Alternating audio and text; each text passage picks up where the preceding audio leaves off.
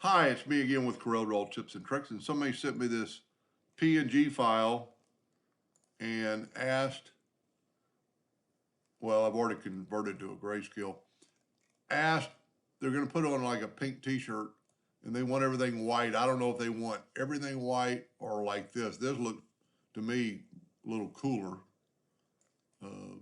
Just a few steps you've got to go through to get this done. So this is a bitmap. You can see by the gray bounding box.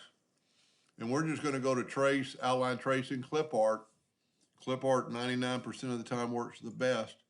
Then we're going to take the new copy, and you can see now it's a vector type format. And we can go to object and ungroup all.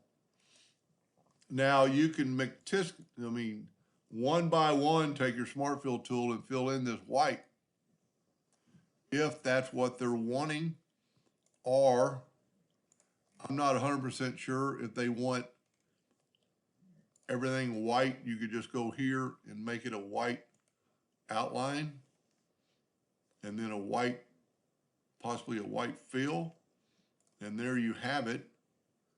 And then if you want the letters white, which is a little bit kind of deceiving because these parts are connected and they're going to turn everything white. So if we take a white, to me, that doesn't look as good. Just preference. I think it would look better like this because it's still got a white outline.